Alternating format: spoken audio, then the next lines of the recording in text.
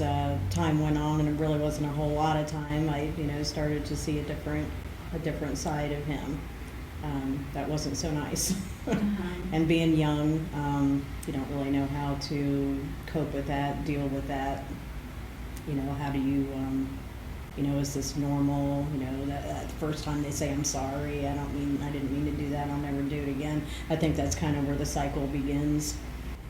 Sometimes the thought of leaving and worrying about failing on your own is a bigger fear than staying and thinking you can fix everything.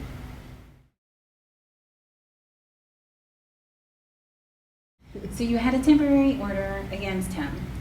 He was put on house arrest, and the judge brought him back into the home. Right. He was arrested for violating the order and was put on house arrest. That shocked me, because I've heard a lot of stories. I've heard some of the most gruesome stories. But that made me step back a couple of feet. It was a fun 30 days, to be sarcastic. But you could even see in the docket that all the charges that were dismissed, domestic violence dismissed, aggravated menacing dismissed.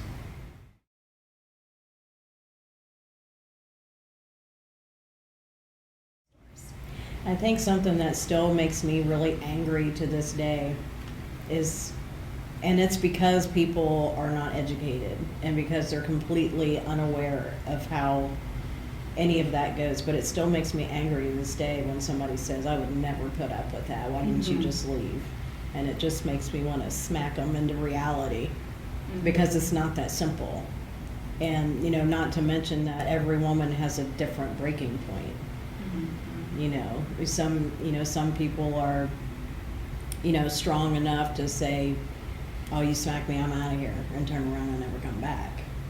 But then, you may have, like my situation, didn't matter where I would go, no matter where I'd run to, he found me. Like he literally had the devil sitting on his shoulder saying, she's over there.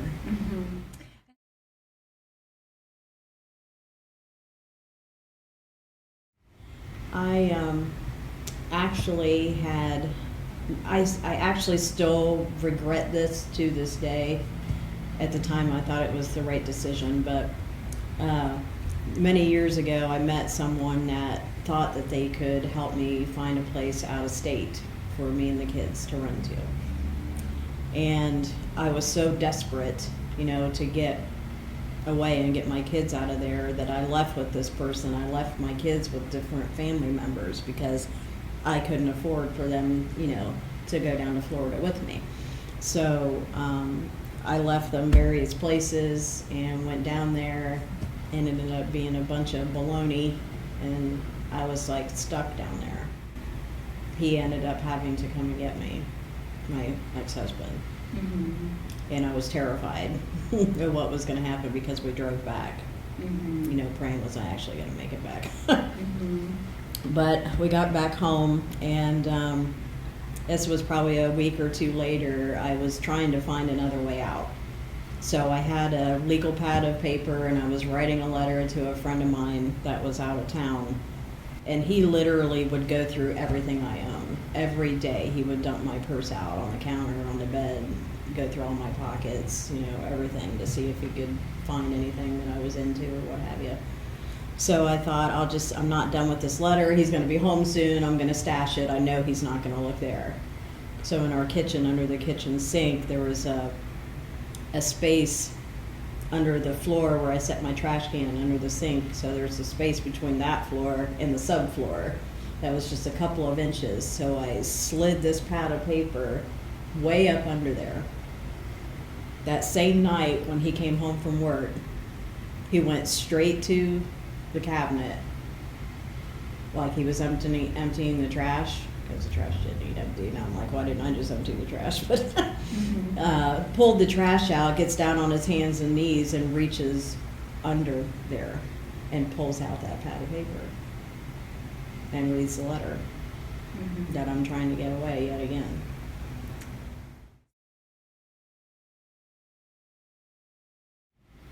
And one morning he gets up and says, let's go to church. okay, let's go.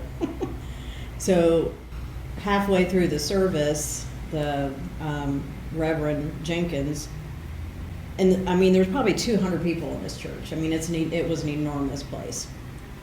And he just walked straight down the aisle, straight up to my husband, and says, "Could you come up on stage, please?" So he came up on stage, and he was just standing there staring at him. And he said, "God tells me you have 7 demons in your body that's possessing you to do things that you wouldn't normally do." And it was just blew my mind. He ended up looking up the aisle and called me up there as well, and I had a huge fat lip because he had just slugged me like I was a man the night before. Mm-hmm. And I immediately start bawling, of course, because God's there. I feel him all around me. I'm getting goosebumps talking about it.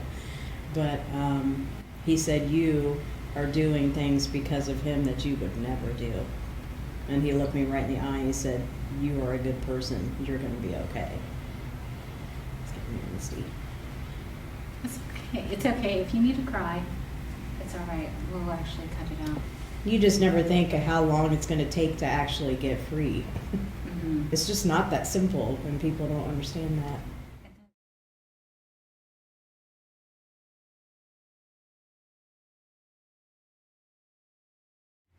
Well, that particular day, how it started, I knew I was going to die that day. I just knew it. I felt it in my bones. The night before, he was punching me in the ribs in my sleep, and then roll over real quick, like I imagined it or something. Mm-hmm. Like, okay, yeah, whatever. I can laugh about it now because it's stupid. I mean, it's still scary, but anyway, that's how I deal with stuff. I laugh. But like I said, I have 3 children, and they're all with him. And they were 13, 9, and 8 at the time. And my littlest one, she was supposed to go to Girl Scouts that day, because she was in Girl Scouts just like I was when I was a kid. And she had a troop meeting, and for some reason, my ex-husband was just going off the deep end, and he looks at my 8-year-old and he says, "You know why you're not going to Girl Scouts today?" "Why, Daddy?" "Because your mommy's a whore." And then starts hitting me right in front of her. So when he punched her in the stomach like she was a man, that was just, I mean, we had already been together 14 and a half years, and it was just constant every day from the year after we met until that point. And he had beat on my son several times before as well. He used to have him sit in the living room and watch him abusing me like he was teaching him or something.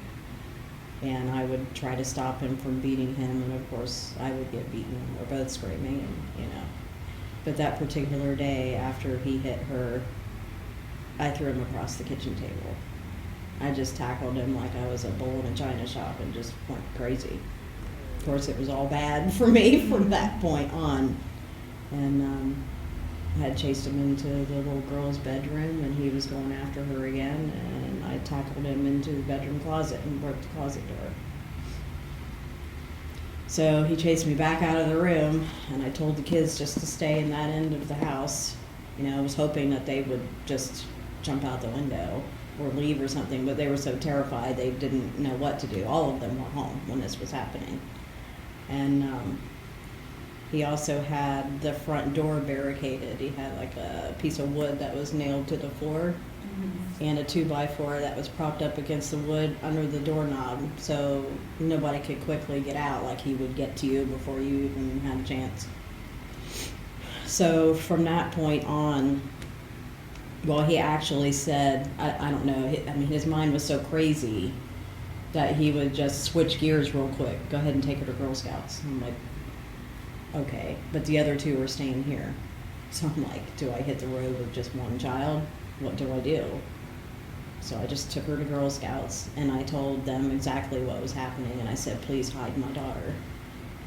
I said, "I don't care who comes here. If it's not me or a police officer, don't give her to anybody. I don't care who they are." So I'm like, I'm at least going to save one child out of, the four of us. So I went straight back home as I was instructed. It was only about 6 or 7 minutes away, so I hurried up and went back home. And by the time I got home, we had several tools lined up on the coffee table and a couple other things. I don't remember what they were. But he made me get down on the floor in the kitchen, and he would keep walking in and out of the kitchen and stepping on me as he would go in and out, just stay down, this is what you're worth, it's something stuck to the bottom of my shoe. Mm-hmm. And after a while of that, I was put in the bedroom closet, nude, and he would stand outside and flick the light on and off, on and off, on and off, like a strobe light, just making me absolutely bananas, which was his intention. I'm claustrophobic now, by the way, because of all of that. Mm-hmm. He would open the door and throw buckets of water on me, hot water, cold water, didn't matter what it was, just open them every now and then. Throw a bucket of water on me. And I just got down on my hands and knees in that closet. I was in there about 3 hours. And I just prayed. I prayed. I said, God, I know you're probably really sick of hearing from me because I've not done what you've said. You start to blame yourself too. You're like, I should have gotten out a long time ago. Why have I not already left? It's just not that simple. And I said, if you give me a 10-second window of opportunity, I promise you I will never look back. All of a sudden, within less than a minute, the closet door opened, and he said, come on, we're all leaving. And I kept thinking back to an Oprah Winfrey show years ago where she said, never let your abuser, or I think it was like, abductor or something at that time, never let them take you to the second location because you're probably going to die. And that was running through my mind. And I knew if I did not leave and keep my promise to God, I was going to die that day, and possibly the kids. So he was changing clothes. I said, go get the kids ready. So I went down to the other end of the house. Of course, my littlest one was still at Girl Scouts. And my son and daughter were in their room. And I said, in a low voice, I said, we're leaving. I said, don't say anything. Keep quiet. I said, when I open this door, run. So we went to the door, and I kicked the wood out from underneath it, threw it open, and we all just started running. We went into the neighbor's house without even knocking, just right in. And they called the police. And I called the Girl Scout troop leader and told her what happened. And he came over there almost immediately, beating on the neighbor's door. And the neighbor pulled a gun on him and said, don't even think about it, buddy, keep walking. And then he was on the run for several hours before the police finally caught him. And I have not looked back since then. It was a long, hard, ridiculous battle in court. He hired another inmate to come finish me off, drew him a map. Sheriff's Department took the map and led right to my house, and we were forced to go to a shelter for a few weeks. So, but even with all of that, I still was determined, this is it. I'm not going back. He's gonna get something so we can get out of here. It wasn't much, but it was enough for me to sell his 57 Chevy for $2,600 and fit in the car what I could and leave the rest behind. And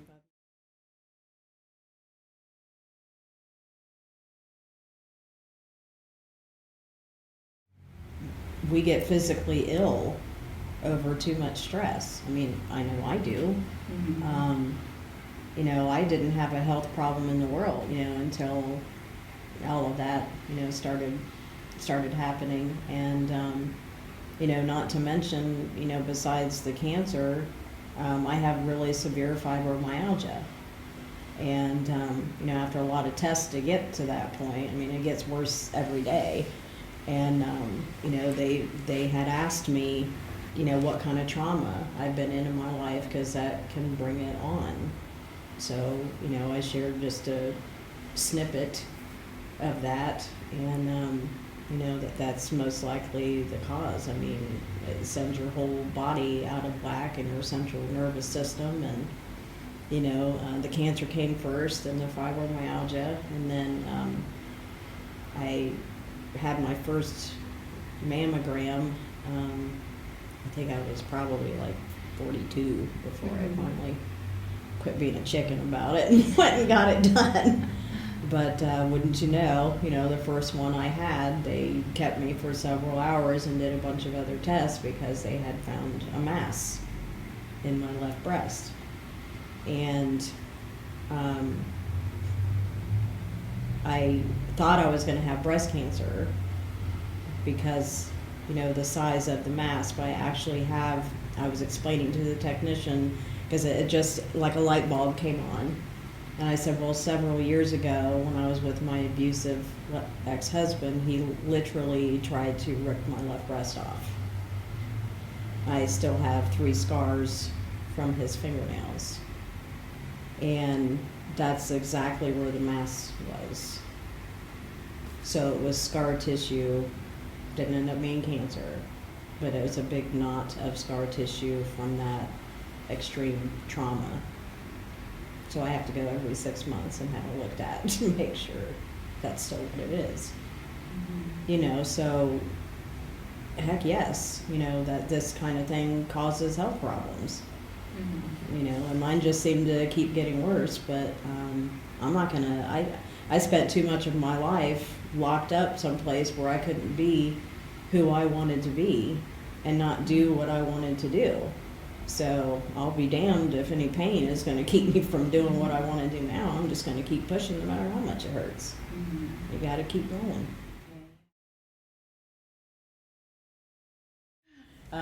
Well, I didn't remarry till 9 years later. And our anniversary is actually next weekend. Aww, and anniversary. 7 years. Wait. Forget about it. That's too much math for me to do right now. I have an 8. But anyway, I met him at a bar of all places. I actually hadn't been out for 8 years. I wasn't allowed to go out. I wasn't allowed to have any friends unless they were his friends. So I hadn't been out in a long time, and I was terrified. I didn't want to talk to anybody. I didn't know how to talk to anybody. And so a friend of mine that lived in my neighborhood, he's like, you really need to get out of the house. Let's go get a beer. I am, okay. But I was so scared. He introduced me to my now husband, and, he was pretty shy. And he had come out of a bad relationship. He got married right out of high school, and she was unfaithful to him within the first 6 months. And he's not the kind of person to tolerate that whatsoever. So he ended that relationship. So both of us pretty much started as being untrusting. Not so much to each other, just in general, if that makes sense. It does make sense, yeah. But started as a friendship. I actually didn't see him again after that night for quite a while. And then I ran into him another time. So we just slowly started, getting to know each other. And same as you, I pretty much told him right off the bat, I've got 3 kids. We came from a very violent relationship, and we're messed up. That's what you basically I told him flat out, we are messed up, dude. I said, but we are going to be moving away. I said, if you want to be a part of our life, we'd love to have you. But if you don't, I understand that too, because it's a lot to take on. I said, I can't promise every day is going to be, rainbows and unicorns, because it's probably not going to be. The kids were moving into preteen years and stuff, and, a lot of emotional trauma, from everything they had to witness. So being trusting of anyone, especially another man, might be a little difficult to handle. But needless to say, we've been together all these years now, and even with all the crap that they did, he never once threatened to leave. He never once laid his hands on them, never once called him a bad name. Not the lovey-dovey kind of dad like some are, oh, come here, buddy. He's not that kind of guy. But he got them everything they ever needed for school. He went to the kids' ball games, marching band stuff, ROTC ceremonies, everything that, my kids got into, he was always there. So he never once threatened to leave. And we've probably count on one hand how many arguments we've had in all the years we've been together. We don't fight.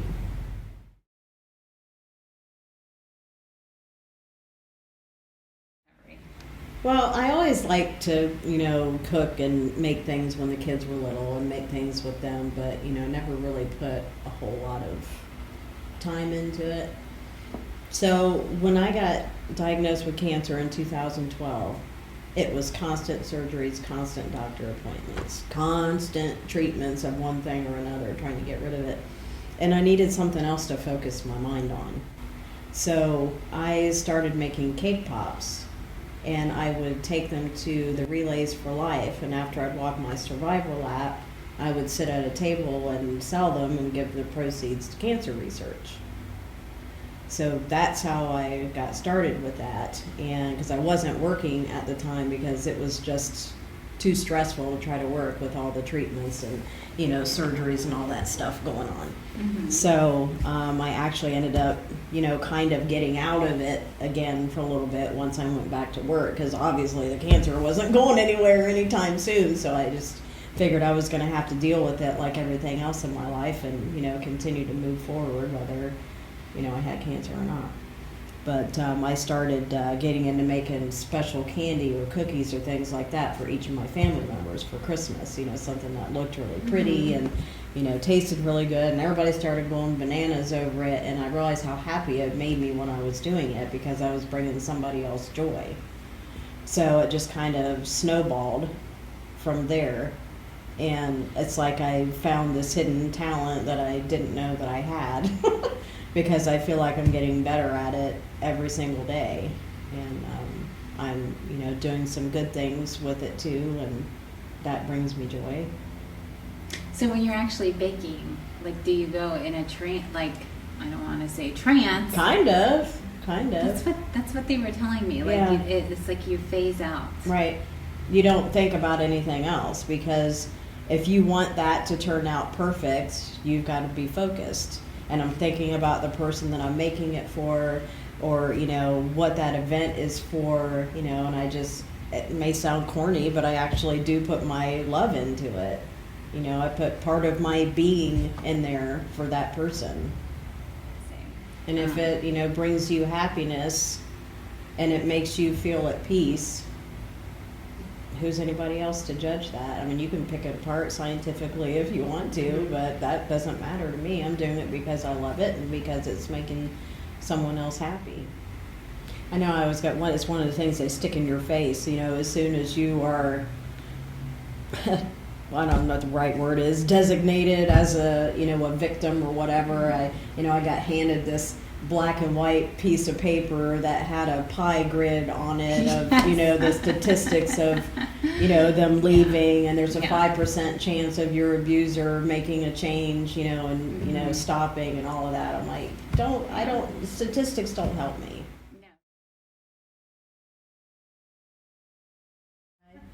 I would like to mention, if it's okay, that I being a survivor and having to stay in shelters myself, I decided recently I wanted to donate a whole bunch of cupcakes to the new shelter in Delaware County, and I just felt led to try to bring some smiles, because I know how hard that was, when we were there, in which somebody had done something like that to, not, at that time we kind of felt like we were cattle being led to slaughter, staying in this place where there was no love, there was no feeling, there was, nothing to smile about really.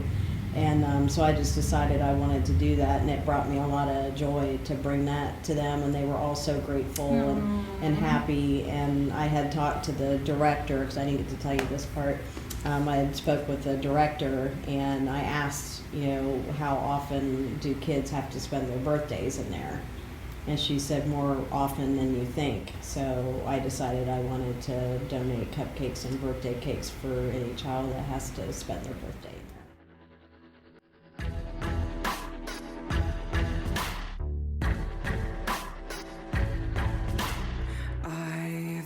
always known it was there, but I haven't felt it till now. This glass ceiling and invisible barrier, it holds me down.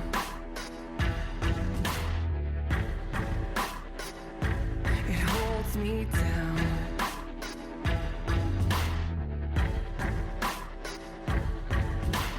Fragile as I seem, I won't go without a fight. It only takes one dreamer for a spark to take in light. Can't hold me down. I